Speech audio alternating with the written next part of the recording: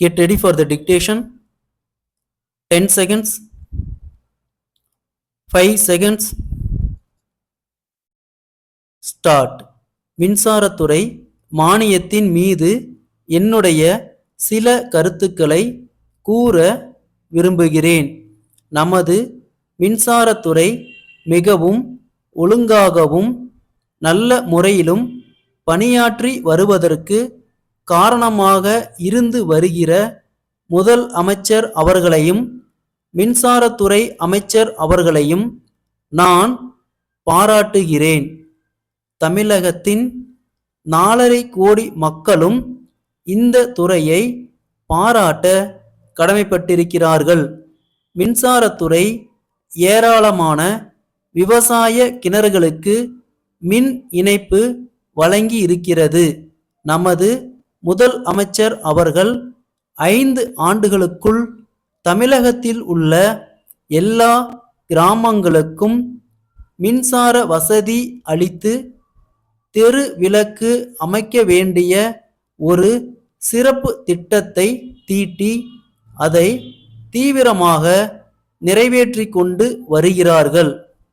இந்தியாவிலேயே தமிழகத்தில்தான் ஏராளமான விவசாய கிணறுகளுக்கு மின்சார இணைப்பு கொடுக்கப்பட்டிருக்கிறது என்பதை புள்ளி விவரங்களில் இருந்து நாம் நன்றாக காண முடிகிறது. கிராமங்களுக்கு மின் வசதி செய்து கொடுப்பதை பொறுத்தவரை ஊராட்சி மன்றங்களுக்கு போதிய நிதி வசதி இல்லாத காரணத்தினால் அவை முழு பொறுப்பையும் ஏற்றுக்கொள்ள முடியவில்லை. ஏனென்றால் ஊராட்சி மன்றங்கள் தங்களுக்குரிய நிதியை வைத்துத்தான் சாலைகள் அமைத்தல், பள்ளிக்கூடங்கள் கட்டுதல், நீர் தேக்க தொட்டிகள் அமைத்தல் போன்ற பல அபிவிருத்தி வேலைகளை நிறைவேற்றி கொள்ள வேண்டிய நிலையில் இருக்கின்றன என்பதை தெரிவித்துக் கொள்ள விரும்புகிறேன்.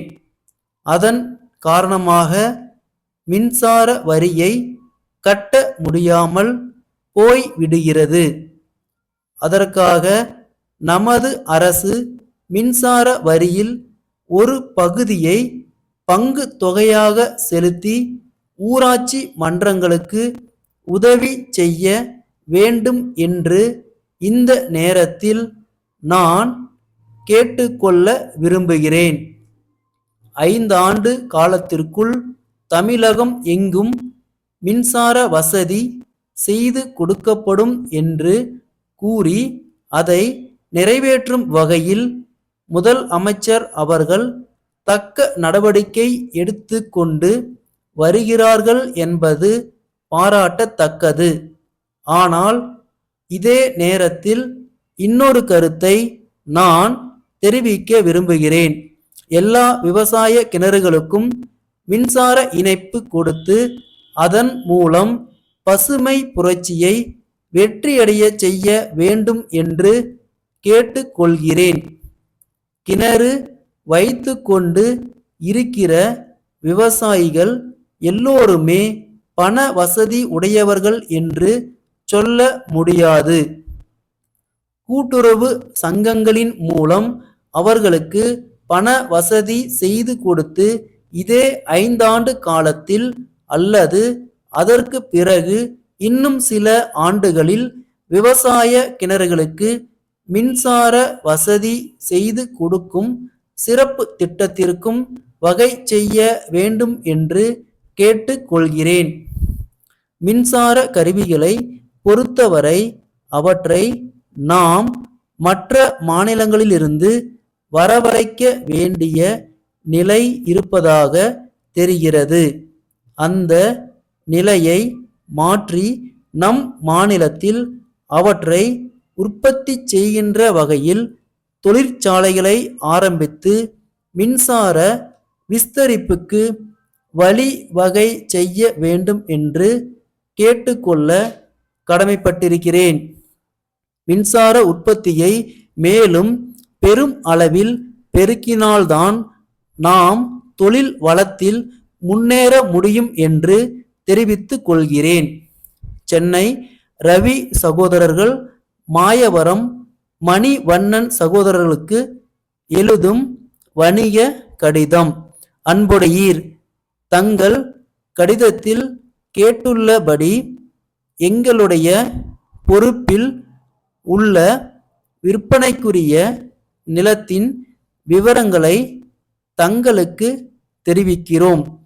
இத்துடன் இணைக்கப்பட்டிருக்கும் வரைபடத்தில் கண்டுள்ளபடி 5 ஏக்கரா பரப்புள்ள நிலம் மிக வசதியான இடத்தில் இருக்கிறது. இந்த நிலத்திற்கு ஒரு புறத்தில் முக்கிய நெடுஞ்சாலை ஒன்று செல்கிறது. அத்துடன் ரயில்வே சந்திப்புக்கு மிக அருகிலும் அமைந்துள்ளது.